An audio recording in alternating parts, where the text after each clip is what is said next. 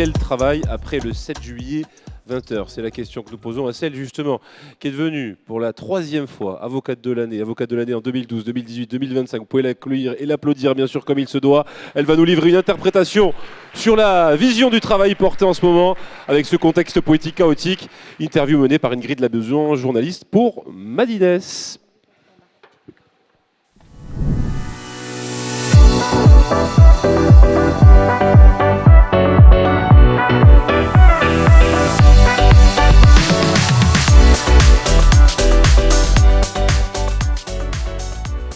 La dernière interview de la journée. Les pauvres. Non, je sais pas, les pauvres, ils nous le diront après. Je suis ravie de la conclure avec vous, en tout cas cette journée, avant bien sûr le retour de Guillaume et Paul sur scène.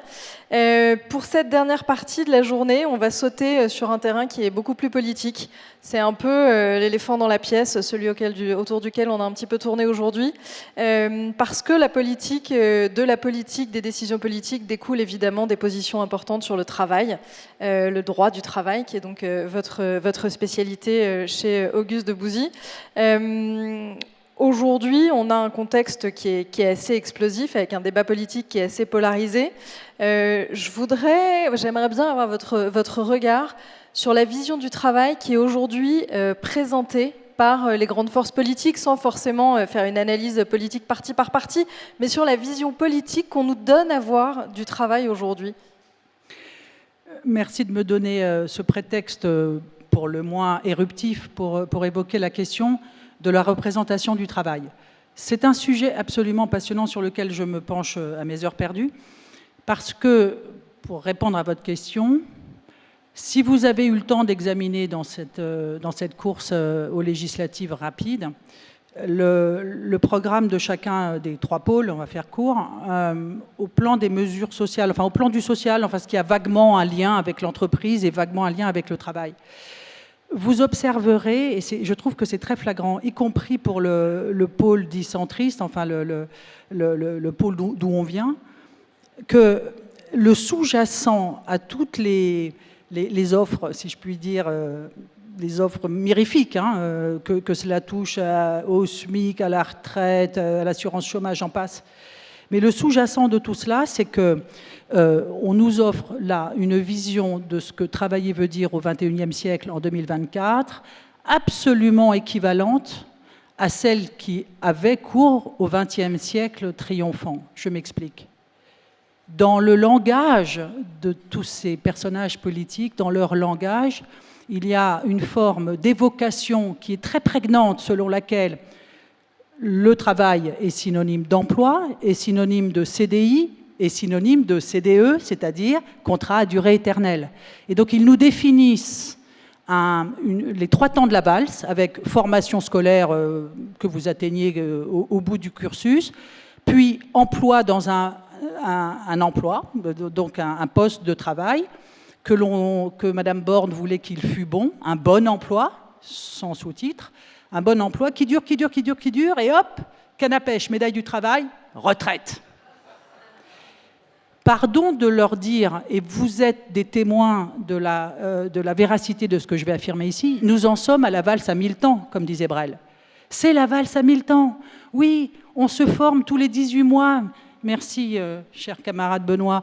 On n'a pas envie de rester 37, 42 ans, 43 ans, enfin bref, dans l'entreprise en question, et pour une bonne raison par surcroît, c'est que la dite entreprise ne veut pas me garder pendant 42, 43 ou 37 ans et demi. Ça, c'est terminé. Pourquoi? Pas parce qu'elle ne veut pas, mais parce qu'elle est liée, ce matin, vous vous souvenez ce qu'on nous a dit, les incertitudes du moment. Avoir un business plan à 2 ans, c'est Noël. Donc, a fortiori plus long. Et c'est une valse à 1000 temps parce qu'encore une fois, entre la nécessaire formation, avec le surgissement de cette évolution sociologique qui fait que ce qui compte dans la vie, c'est moi, ma voix par les réseaux sociaux, et moi et mon salaire, donc on est 3, mais nous sommes 3 et c'est tout, c'est-à-dire ce qui compte, c'est encore une fois moi, et que moi, je veux bien travailler, c'est entendu, mais pas au prix de tout. Je dois, comment dirais-je, encapsuler le travail dans mes autres objectifs de vie. C'est particulièrement manifeste avec la porosité, comme on dit élégamment, entre la vie personnelle et la vie professionnelle. Et puis, par surcroît, je n'entends pas, comment dirais-je, en rabattre sur mes attentes légitimes dans cette entreprise parce que ça dépend de leurs valeurs. Au-delà des valeurs, ça dépend aussi de mon utilité. À chaque fois, je tag un truc, un bullshit job pour le dernier, pour les valeurs et l'utilité, c'est le sens et l'engagement. Donc voilà, tout ça est une approche très transactionnelle du travail, et donc voilà, on change de statut. Mieux que ça, on change de statut avec le surgissement, et on l'a dit ce matin, de la plateformisation de l'économie qui voit une déferlante de freelance dans vos entreprises, ce qui n'est pas tout à fait raccord avec la promesse de ce que travailler veut dire du XXe siècle. Et pourquoi? Parce qu'ils le souhaitent. Et entre ceux qui subissent, ceux qui veulent, ceux qui empilent des statuts, le slasher, enfin bref, il y a 1001 façons d'être au travail. 1001 façons d'être au travail qui, il n'y a rien à faire, est toujours vu, disserté, polémiqué quand il s'agit d'un débat politique, uniquement sur la figure du salarié en CDI, etc. Éventuellement, le salarié est précaire, mais toujours le salarié, et jamais en prenant en considération ces grands changements. Et donc, c'est amusant, enfin, on peut rigoler jaune, mais enfin, c'est intéressant de voir que le sous-jacent des programmes électoraux autour du travail ne remettent jamais en cause ce que travailler veut dire, et si le travail, quel qu'il soit, est désirable, point d'interrogation. C'est une vraie question. Est-ce que ce qu'on veut, ce sont des citoyens qui travaillent, ou est-ce qu'il faut absolument revenir à une vision nostalgique du travail, ce qui me semble être un peu le cas au travers de certains programmes, vers cette vision où l'entreprise a pour mission unique d'embaucher en CDE et imaginer donner des perspectives à cette personne jusqu'à l'éternité. Et donc, je crois qu'il y a une distorsion entre le fait, enfin, entre la réalité et les faits. Et j'ajoute pour le débat politique que, comme vous le savez, dans bien des matières, les faits n'ont pas d'importance. Je veux dire par là on dit ça élégamment comme on dit la vérité alternative, disait M. Trump. Mais on y est aussi, c'est-à-dire que les faits n'ont pas d'importance. On a des 1001 statistiques qui montrent que le travail à durée indéterminée, le CDI, a littéralement changé d'allure au point que 2/3 des CDI ne passent pas l'année 2, la deuxième année. Tout ça, on ne le prend pas en considération. On a comme but d'être dans CDI. Donc voilà ce qui est intéressant comme sous-jacent et qui me paraît important d'être souligné à ce stade. Donc si je comprends bien, on a une vision offerte ou proposée par les politiques qui n'est pas adéquate avec la réalité à la fois des envies des Français, mais aussi sans doute avec la réalité économique des entreprises. Donc finalement, je m'éloigne du politique, mais quelle vision du travail est-ce qu'il faudrait promouvoir auprès des Français? Qu'est-ce qu'il faut proposer qui soit à la fois réaliste et qui soit aussi en accord avec leurs attentes pour donner envie d'aller bosser? Voilà, cette envie d'aller bosser, je pense que vous avez vraiment dit le cœur de cette affaire. Je rappelle que la productivité française se casse la figure depuis 2019, que les éléments ne sont pas très bons, et donc il manque ce supplément d'âme, ce petit cœur à l'ouvrage, et vous autres DRH, vous en faites beaucoup au titre de politiques diverses pour j'allais dire, attirer non pas le chaland, mais le talent. Et parfois, c'est très difficile, et vous êtes tous confrontés à une forme d'individualisation extrême de votre offre. Je veux dire, convenez avec moi que on ne peut plus répondre à l'offre professionnelle en disant bah voilà, c'est comme ça qu'on travaille à tel niveau, vous avez tel grade, et donc un jour peut-être, dans 2 ans, vous passerez au grade suivant, puis après il se passera. Non, il faut que vous m'expliquiez à moi, parce que c'est moi, parce que j'ai telle caractéristique, puis j'ai tel problème aussi. Alors est-ce que je peux avoir un peu de télétravail? Oui, c'est 2 jours. Oui, mais moi c'est 3, parce que vous voyez, j'habite Châteauroux. Enfin, ils vous racontent leur vie, quoi, et puis il s'agit de s'adapter à des demandes très précises. Autre exemple, au bout de 2 ans, on vous explique qu'on a fait le tour du poste. Et donc maintenant, qu'est-ce qu'on fait? Enfin, je veux dire, il faut me dire quelle est la page d'après. Et donc, c'est très difficile de se mettre au diapason du sujet. Je crois qu'il y a un point qu'il faut que l'on admette en sortant de ce déni. Qu'on le veuille ou non, qu'on le déplore ou non.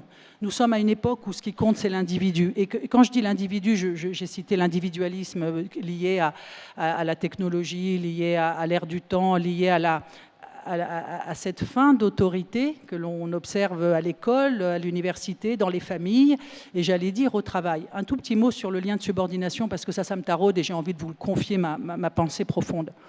Je crois, et d'ailleurs tous les entretiens qui ont été faits depuis ce matin, ces conférences, ont toutes en commun un point, et repensez-y.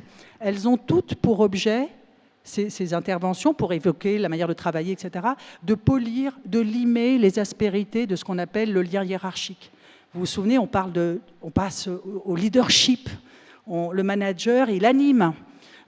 Et puis on recourt au mot en if, c'est du coopératif, du collaboratif, du participatif. Vous voyez, on ne va pas dire, moi c'est formidable, ça va tout droit. Hein. Je veux dire, quand il y a le directeur A qui donne une instruction, paf, ça descend jusqu'en bas, c'est magnifique. Non, on valorise cette idée qu'on ne peut plus agir sur ce devoir d'obéissance qui fait le contrat de travail.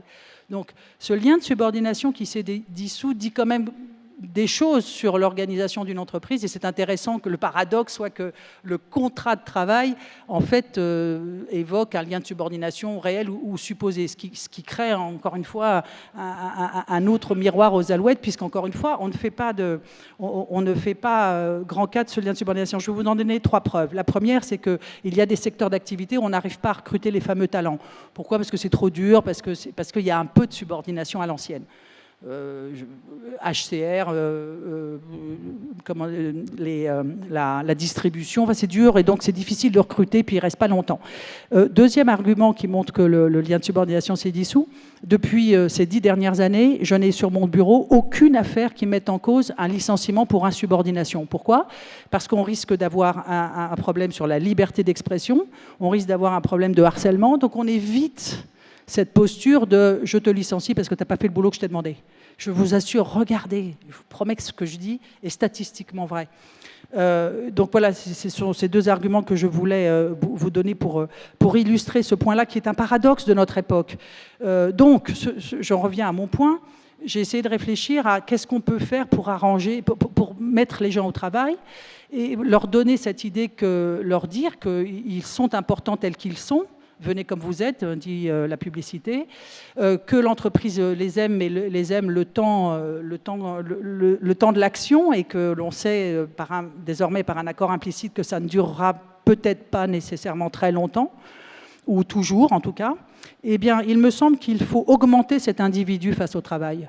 Le citoyen travailleur, et je dis citoyen à dessein puisque vous avez remarqué aussi dans vos entreprises qu'on lui a reconnu tous les droits fondamentaux qui n'étaient pas en vigueur de manière très active à l'époque, la grande époque du travailleur ouvrier. Hein, je veux dire, le salarié, ça voulait dire subordination, et donc ça ne va pas très bien avec les droits fondamentaux. Vous savez aujourd'hui que la vie privée est parfaitement en vigueur dans l'entreprise, que la liberté d'expression est toute puissante, que les réseaux sociaux ils peuvent dire à peu près ce qu'ils veulent, et je vous passe les dernières jurisprudences assez impressionnantes caractérisant cette liberté qu'a le citoyen travailleur. Donc ce citoyen travailleur, lui, il a besoin d'être augmenté. Comment ?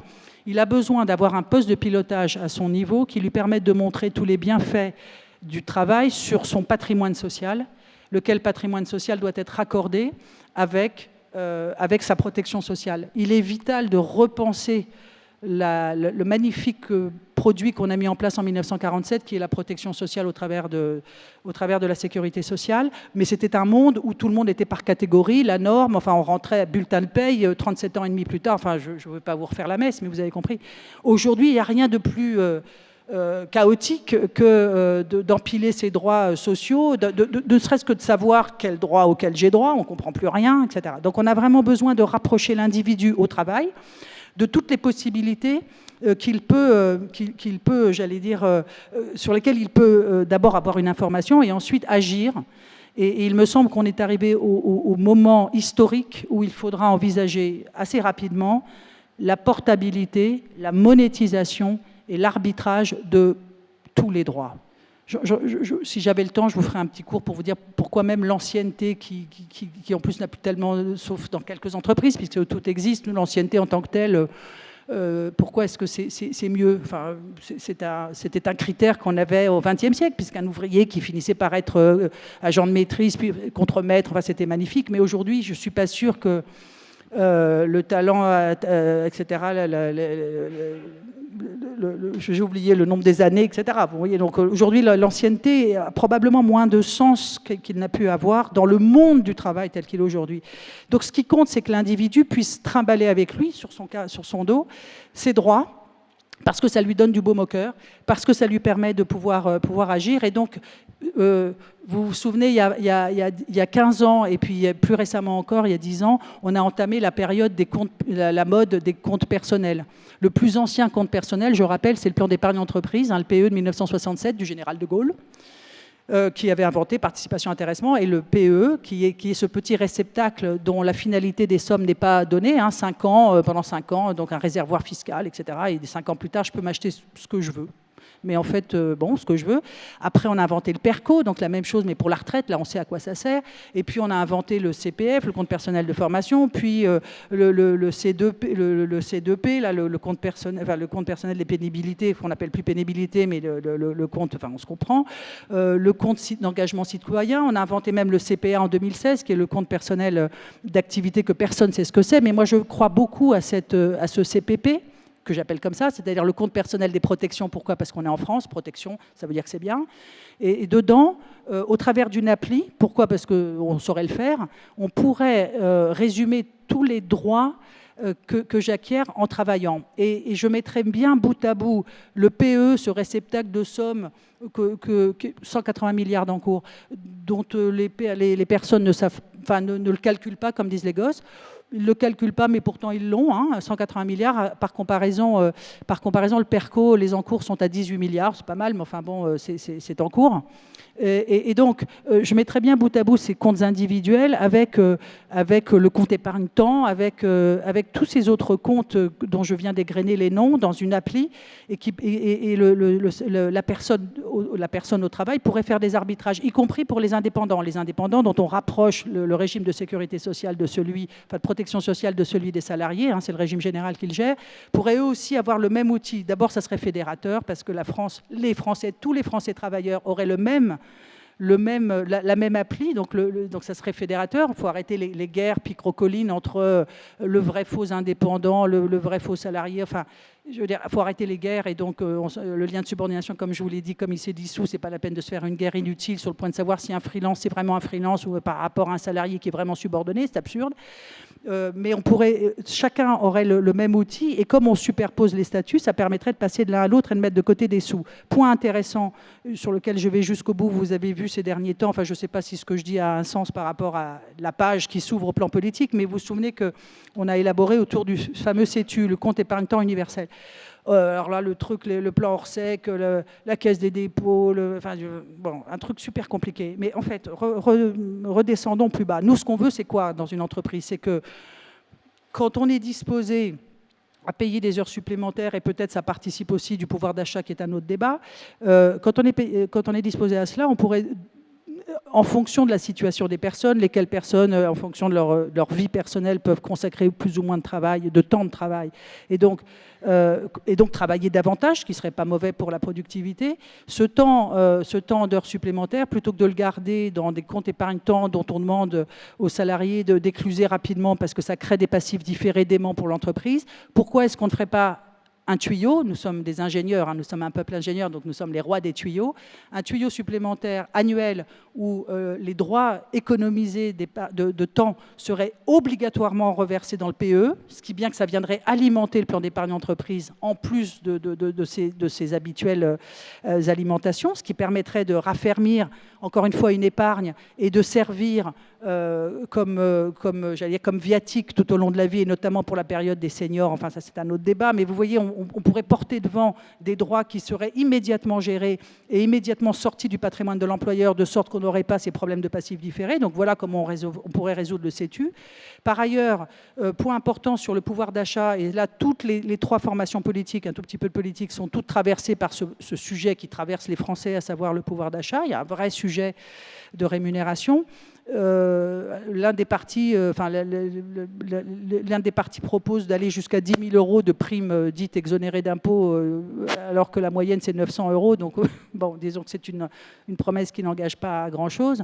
Mais ce qui serait intéressant davantage, c'est de réussir à véritablement faire une politique de partage de la valeur, non pas avec des grands mots qui ne veulent rien dire, parce que le partage de la valeur, quand on fait une prime, ce n'est pas un partage de la valeur de rien du tout, c'est un bonus qu'on donne en franchise de charges sociales et d'impôts, donc c'est pas le produit. Mais en cas de succès de l'entreprise, et ce qui compte, c'est que les entreprises enregistrent des succès. Et quand maintenant, pas dans 5 ans, 10 ans, pas du différé, tout de suite, là maintenant, de faire de vraies politiques, et certaines entreprises le font, de partage de la valeur, dont les salariés ressentiraient la reconnaissance, on a parlé ce matin de ce concept, la reconnaissance d'un travail accompli, d'un travail supplémentaire et d'un succès supplémentaire, y compris dans des moments difficiles comme la restructuration. Une restructuration d'entreprise peut être adossée à un produit, à une promesse de récompense collective, parce que réussir une restructuration, c'est un effort qu'on demande au corps social et qui mérite aussi une récompense. Bref, on peut inventer 1000 moyens pour améliorer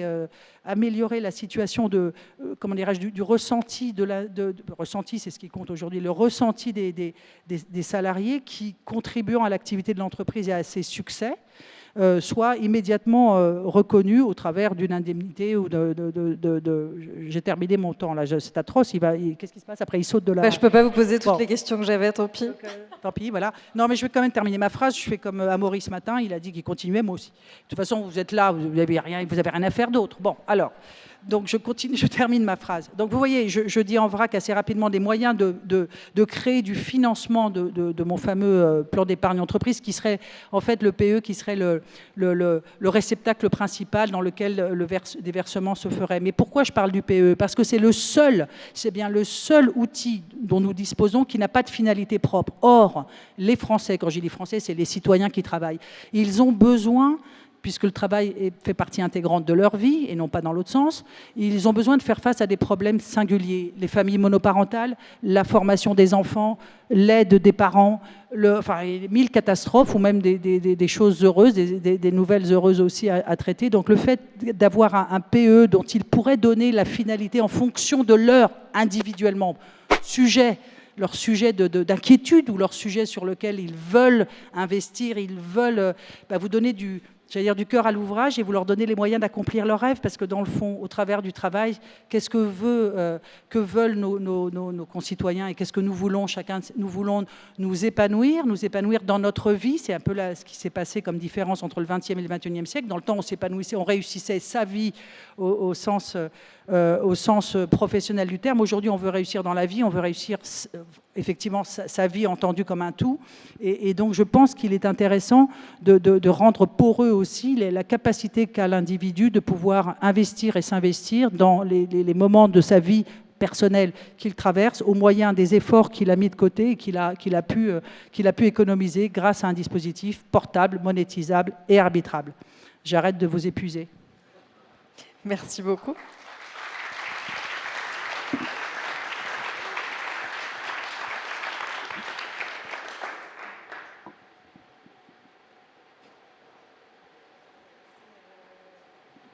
Non, si vous me laissez poser d'autres questions, j'en pose d'autres. Si vous me faites on va peut-être inviter la salle mais on m'a aussi dit de rendre, mais j'en avais plein.